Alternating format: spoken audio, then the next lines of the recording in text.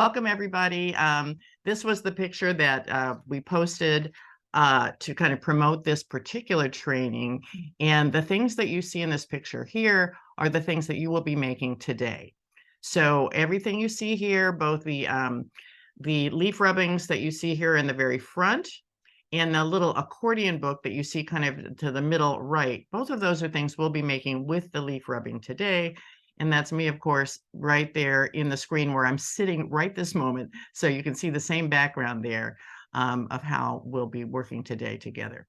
So the slides that I put together are to inspire you to, kind of give you some direction and inspiration before we get started. I've been doing leaf rubbing for this whole past year with trainings both in person and virtual. And it's become my latest passion because the more I do it, and the more I watch other people do it, the more I realize that it can go in so many different directions. It's so versatile. It's so inexpensive. It's so portable. It has so many attributes that we're all looking for in an art experience on so many different levels. And so I'm completely obsessed, is what I say. It's passionate / obsessed because I love it. And it will wake up your eyes if you become passionate about it too, from this experience today, which I hope you will become at least a little bit excited about it, because it's so easy and it takes adults who can't draw, quote unquote, that thing that you hear people say, I can't draw, so I'm not an artist, which you hear so many adults say. And it takes that away because you don't have to be able to draw. The leaves become your shapes and your forms and your textures. So I'd ask you to just make sure you have your materials ready there. That was the list, minus the glue stick, which you see in the picture there, but forget about that. I'm going to use a quick glue stick on my accordion book to show you how to do it, but you don't have to have that for you today. But you do want to have the leaves, the paper, the crayons, the watercolors, the water container, and a couple of brushes. So as close to that as you can get. If you're missing a piece or two, find the best adaptation you can. So I'm going to show you again some inspirational pictures of how people have been approaching this in various workshops. These were in-person workshops. So there's individual art on the left, which we'll be doing today. And then I've learned, like any art experience or anything creative, one thing leads to another and you come up with new ideas. And then collaborative art, especially with the pandemic, everyone's feeling so isolated. Doing anything collaborative in the community is a good thing. It's got a healing element to it. So I started just rolling out butcher paper and doing small groups in person, and that worked out beautifully. That's one, of course, you can't do on Zoom because we're not physically in person, but it's one you can do with your family. You can do it over the holidays. I know the winter break is coming up soon, so people who have children will have children at home more than usual. And it's a time when people get together, and the fall holidays tend to be a time of community anyway. So it's a great time to just roll out some butcher paper. You can pick up small rolls of butcher paper at Staples and office supply stores, the smaller rolls. Or if you're working in a school or setting, you can just bring some home off of your big roll at school and just put it out with leaves or ask people to bring a leaf from their neighborhood so that they have the prompt of going and searching leaves themselves. So these are just great activities to bring people together. There on the left, you can see people loosening up because it's physical. It engages your body, and that helps loosen people up and get them into their body and out of their heads. And here on the right, you can see how these things develop. So that's what we're going to be doing today. This is my setup on my end. And you'll see a lot of times I actually put my screen down so that you can see me working. And we're going to be working with the watercolor on top of the crayon leaf rubbings. We'll do that, we'll do some warm up with watercolor first. So we'll do it in stages. If you've done leaf rubbing before, it might be kind of overkill on the staging to you because you might kind of know what you're doing anyway. But I like to keep it simple and make it, actually go in steps so that everybody can have a successful experience. Because, you're working with people, whether you're a teacher or a therapist, or maybe you're a parent, oftentimes the people you're working with don't have the skill set and experience that you do. So stepping things out, just like you step out a recipe, is very important to help people have a positive experience in the end, so they can be excited about, the experience. So this is your end. I've done so many virtual trainings with various art techniques, but the leaves do really well, and you'll see that today. But I will ask you, if possible, keep your camera on whenever you can. That the more connections we have with our eyes and seeing each other, the more we feel like we're not alone. Virtual backgrounds do tend to mess things up a bit when you're holding up your art to the screen. So if you have the ability to quickly turn that off just for this session, that's better. And to sharing close to the screen, like you see these examples. So here's another little promo I did, nature art with 3 simple leaves. There's that same teacher with the accordion book, and there's the group collaboration, and here's some workshops. So we're going to start now, and we're going to do the warm-up. So I will turn off my slides and get on screen and ask you to I'm going to tilt down my Anna, there's a quick question in the chat about using colored pencils instead of crayons. Try it and see. It won't be the same, but it will be a different effect. It'll be a different experience. So it's certainly better than not doing it. And you'll see why the crayon, because I'm using the crayons on the side. So I'm using them almost like a wax stick, not as a point. I'm using them as a shape. And you can't do that with a colored pencil. You can only use them as a point, but give it a try because it will work. You can get relief out of it. So I'm going to tilt this down so you can again see what I've got here in front of me. Let's push this out a little bit. Get maybe a little more light on here. Okay, so here's my paper, and I'm not going to do any watercolor until later. So I'm only going to be working with my crayons. And as you saw, maybe you didn't see it, maybe I didn't leave it on screen long enough for you to really digest what I was asking, but I would like you to tear 3 colors like you see here. Let me hold them up. There's 3 crayons that have had the paper torn off of them. So here's an example. Here's one with the paper on, and the other half I have the paper off. So when you're working with a regular crayon, you're usually using it on the end. So you're using it as a line. But as you know, one of the advantages of crayons or crayons, any oil stick, is that you can then tear the paper off and then push it and use it as a line. So it makes a shape. So you use it not as a line, but rather as a shape. So and that way you can also get your body involved, because especially I've been doing so much work with trauma-informed art for this book that is just coming out.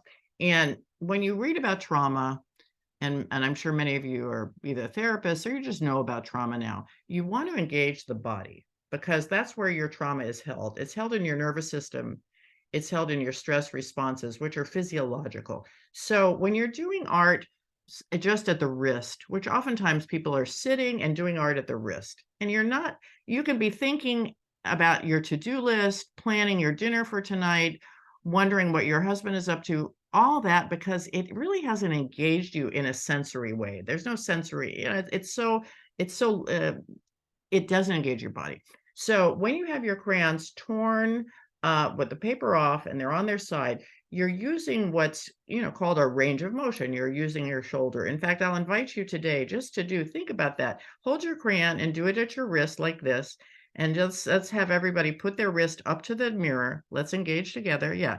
So that's, this is the way so much art is done. And you want, it's not that that's bad, but it's very limited. So let's do it like you can do it at your elbow.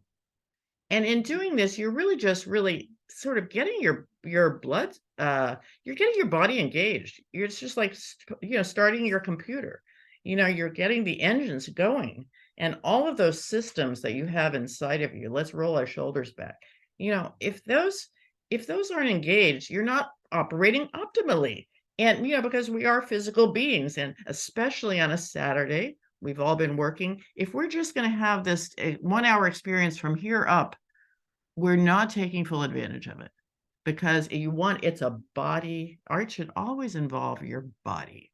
It's like, that's part of the mind-body connection. That's part of the beauty of art, that it is a mind-body experience.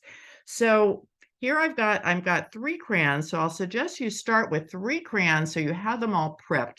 Just tear the paper off of half of 3 of them, and then put them in front of you with your 3 leaves. And I'm gonna tilt mine down. So I've got the 3 torn off already.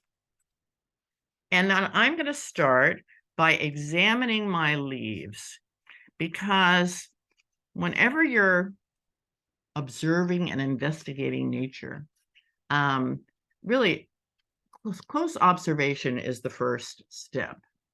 A lot of times in children's programs, they'll have little plastic magnifying glasses, which is really great because you want to really get to know your leaves, because the patterns in the veins are what's going to make your artwork look cool.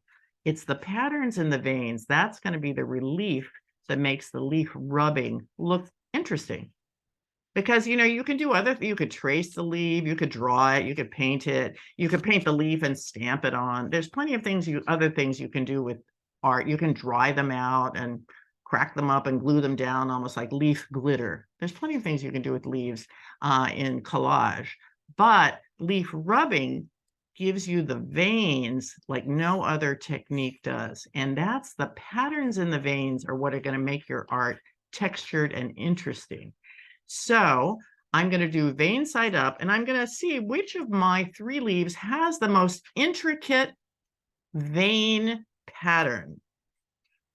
So I have, I don't know what you have. I don't think this is a fern or something. I've forgotten the name of this one. This is an olive, avocado tree. Somewhere around here, I had a hibiscus, but I think I dropped it. So I'm just going to I'm going to start with my olive one, because I know that has a pretty good vein structure. These also work, but these tend to give you might have tried some of these little, these kind of vines. These don't lie as flat, but they give you an interesting effect. They're not so much about the veins there as the relief of the stem. So I want to get the veins. So I'm going to start with this one, and here's where I'm going to go. So I'm going to take my paper and sandwich it between, and we're going to start by just doing it right in the middle, because we're going to have some different techniques that we do here. But here, just right in the middle, and then again with this range of motion, big push, I'm going to go right over here and push, push, push. So there you see, I've got a nice, very visible pattern that's shown up. So you're going to start with that. And when you're finished, hold up your piece so we can all take a look and see what we're doing. Let me give you the next step. I'd like you to take a different leaf and let's do it hanging outside the edge of the paper, just to kind of remind ourselves of some of these ways that we can do composition. So I'm going to take this small one and I'm going to change colors. And then I'm going to do this one on the left, and I'm going to do it not only hanging off the edge, but I'm going to do a repetitive pattern. So I'll repeat the pattern there, but I'm going to twice in red, and then I'm going to switch it to blue. So do that just to again remind yourself of off the edge, give some added interest to things.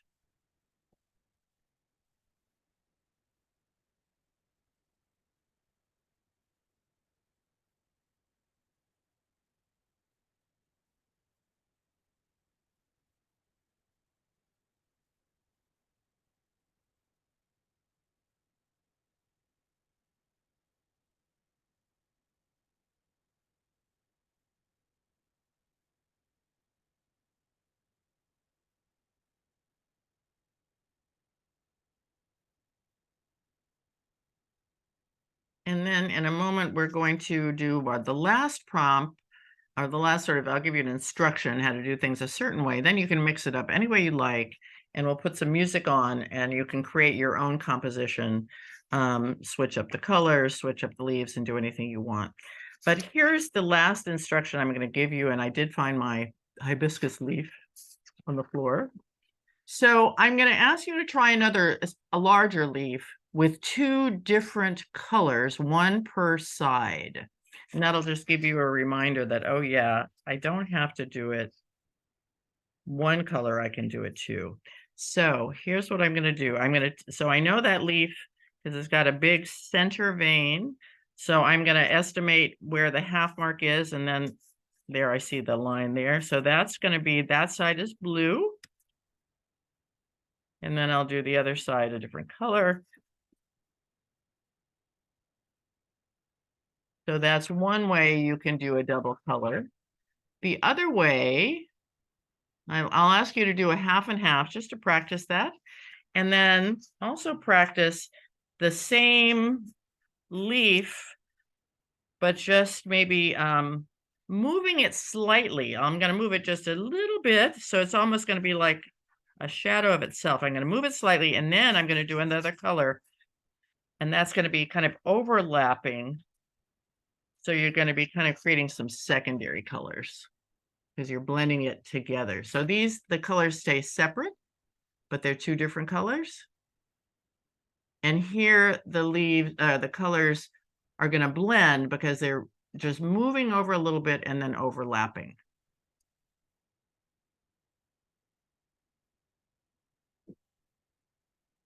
So I think I've given you enough to go by.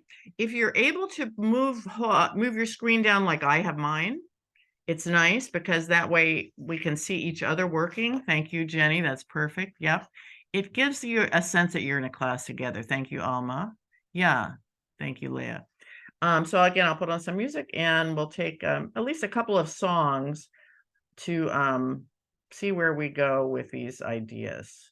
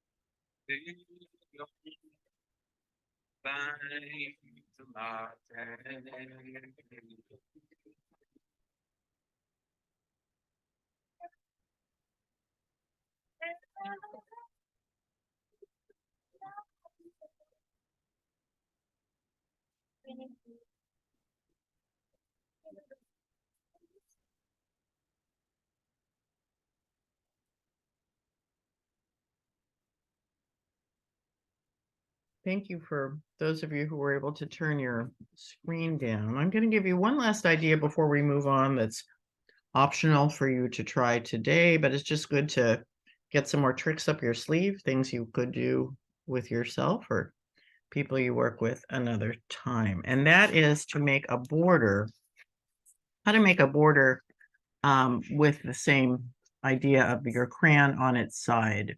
So some people like borders. I happen to like things with borders. You know, if you like things framed or, you know, I like that kind of the tightness that it gives a composition to have a little border on it, but that's kind of subjective, whether you like it or not, but it's good again to know different techniques.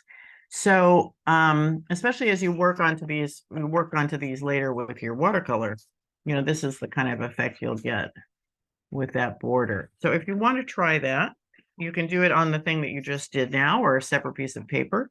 And again, this is what you're going to be working towards. And what I do for that is I usually try to pick one of the colors that's already in my composition and then add it for the border. You could have each side be a different color, but I kind of like it to all be the same. So I'm going to take my piece here and I'm going to, again, using that wide range of motion. I'm not even going to go for my elbow. I'm really doing a shoulder and I'm pulling because this requires some fine motor skill here to do this. And because what I'm going to be doing is taking my crayon and holding it down and pulling it just along the edge. Maybe I'll do it a couple of times. So you're going to see that's, oops, so you can see that's what it creates. And then I'm going to turn my paper around. I'm not going to, this is the one motion I'm going to continue for all four sides. So I'm going to pull it here, pull, and then I'm going to switch sides, pull. So pulling enables me to push and pull at the same time. It's actually quite a physical motion because you want to push down and pull one big sweep. So this requires, you know, it's good for adolescents or adults or older children because it does require some coordination. But it's kind of satisfying. Then in a way, it's like you don't have to frame your piece. It kind of has a frame.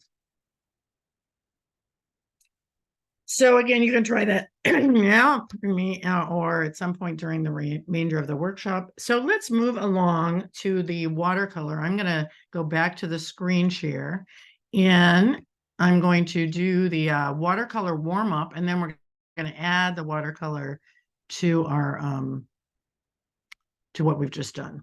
So here's where you started. Here's where you went, where I was showing you how to hang it off the side a little bit.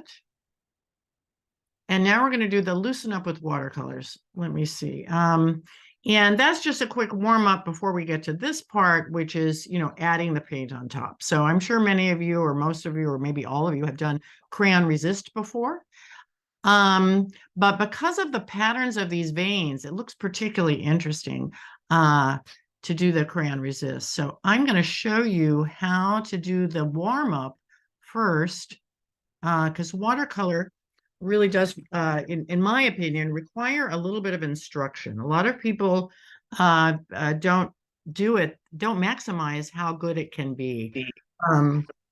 So what I'm going to ask you to do to maximize the use of your watercolor, you probably have these little cakes. Most people do. If you have liquid watercolor, great. But, you know, most programs, you're pretty advanced if you're using liquid watercolor because it's just harder to contain, as beautiful as it is. But most people use these dry cakes. So I've noticed that a lot of people don't use the dry cakes. They don't hydrate the cakes first.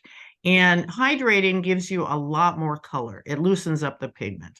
And the easiest way to hydrate your watercolors before you use them is to just take a rag and take one of your paper towels, dip it in your water, and drizzle it on top of all the colors. And that will get it start. It's going to end up working more like tempera paint than watercolor cakes will. So just loosen it up. You can always just run it under a sink if you're, if you're working at home and that's quicker, but this is kind of good when you're working with either patients or children or family, just to remind them, you can do it all right here so easily.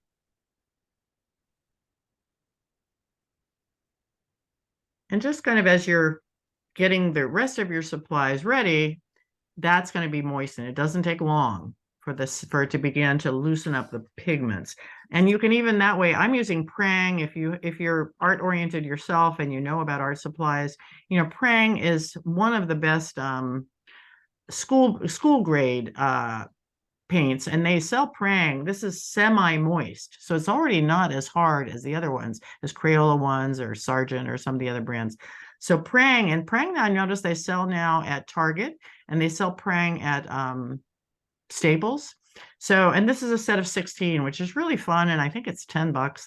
It's for yourself. It's a nice thing to pick up or give to as a present to somebody, because these Prang semi-moist set of 16, it's just really fun and very, very saturated. So the loosen up with watercolor, the other thing that I remind people, and especially after COVID, that's my other paintbrush. After COVID, people, especially children or people who are impaired, disabled, have lost a lot of their skills. There's been this regression because, we're all just so stressed out. So sometimes simple instructions are important to ensure that people have a positive experience. So something as simple as moistening your brushes, something that even though it seems obvious to you, perhaps not everybody is going to do that. So, I've seen many adults just not wet the brush. It's like, no, actually, it's like a sponge. It's like, you're not born knowing all these things. A lot of adults, they just never work with art supplies. So the common sense factor isn't there because they don't have the experience. So just stepping it out. Okay, moisten your brushes, moisten your paints. And then the other thing that's just a simple instruction, I say, when you're going to choose, say, I'm going to go into get your paint rags ready nearby. When you're going to go into your colors, swish and swirl your brush around. And sometimes with children or people that in a therapy setting, you want to be specific. So say twirl it 5 times. Give them something to start with. And you don't have to be strict about it, but it just gives them a starting point. Swirl it 5 times. And now for the loosen up with watercolors exercise, I say now hold it from the very end, because this is not your typical watercolor warm-up. It's the loosen up warm-up. So you're going to hold it from the very end and dangle it. And just like we were talking about range of motion, you're going to work from your shoulder, your elbows. And I want you to just create some lines, swirl, swirl, swirls, swirling around with your body. Create some loose lines. Wash your brush, change the color, swirl 5 times in a different color, maybe switch the brushes, swirl, swirl, swirl. And then one last technique, and I'll put on some music and you can do it yourself. Saturate, maybe switch out your brush. I go in here, swirl 5 in the purple, and I'm going to do a modified splatter paint. And that way you can do it in a small area and have a little control of it, and also work with both hands. When you're crossing the midline neurologically, it's good to work with both hands. And so here's what I'm going to do for the modified splatter. I'm going to hold up my finger. I always say it's a little bit like a parakeet. If you ever owned a parakeet, you learn to you put this on their breast and then they step on your finger. And so I say, do either finger point or parakeet perch. And then you're going to use that to tap, tap, tap around your design. And that's going to give you a way to kind of control the splatter. So I'm going to put the screen back on. I'll put some music on. So let's move ahead. I'm just looking for the sake of time. It's nice actually to do this loosen up with watercolor to music, because it's it's so open-ended, and a lot of people are intimidated by watercolor because they don't use it in a loose way, and it's they say watercolor is kind of unforgiving, compared to acrylic or other paints or even tempera, because you can't erase it, and it's hard to work with watercolor. It's kind of an advanced thing to work in a realistic way at all, but this loose way is really fun and relaxing. But I want to move to the to how to give you some specifics on how to use it on the leaves. So I'll give you some different ideas, and then of course you can do whatever you like. So I like to use it in a controlled way and in a loose way, and to compare control and letting go, because so much of life is about that. It's like the yin and the yang. It's the dark and the light. It's like the tight and loose. And so kind of playing with those things is an interesting thing to do. So I usually suggest that people start with a little tight stuff and going into some of your leaves here where you're actually just creating, you're literally tightening up. So you see that one, and they've got some, if you look at this one up close, I'm capitalizing on contrasting colors across from each other on the color wheel. So if you have an art background, you would know the colors across from the color wheel actually kind of have a dynamic bounce to them. They contrast. So here, this was warm colors. I put cool on top. And let's see, what's this one I used? You get the idea. I used two different colors on that one. I used some red or pink, and then I also added some orange. So it has some luminescence, it's not a flat color. So you can do that, and then you can add some swirls and stuff, loosen up around it. Let me see if I've got some other examples. Here's some examples of loose and tight. Here's one that I particularly like. This one turned out nice. And in here, because those were two different colors of wax with the crayon, I continued with two different colors of paint on top. And then I just swirled around here and there. So play with that a little bit. We'll do that for a song or so. And that's, I think going to be something that you enjoy looking at afterwards, because that's, if you've spent the time to get a composition that you're happy with, the watercolor will give you a nice next layer. In terms of paper, leaf rubbing, in theory, the thinner paper gives you more patterns. Thinner will just bring out the relief of the veins better. But I prefer thicker paper because then it holds up, you can layer on top. And as long as you press hard and use that range of motion and crayons on the side, thicker paper will show up those same veins, and then you can work on top of it without having it all ripple. So sometimes if you're looking up ideas on like the internet, how to do leaf rubbing, they'll suggest that you use Xerox paper or very thin paper to bring out the pattern of the vein. But I don't abide by that, because then it's very limited afterwards.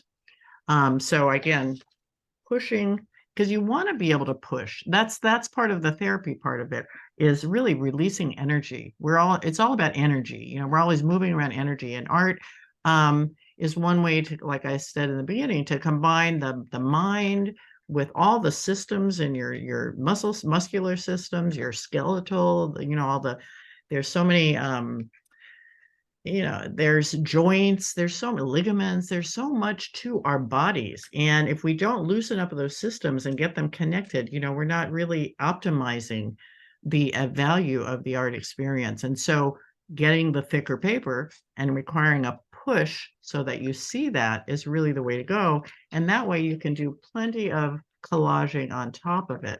So I know, unfortunately, we're out of time, an hour flies.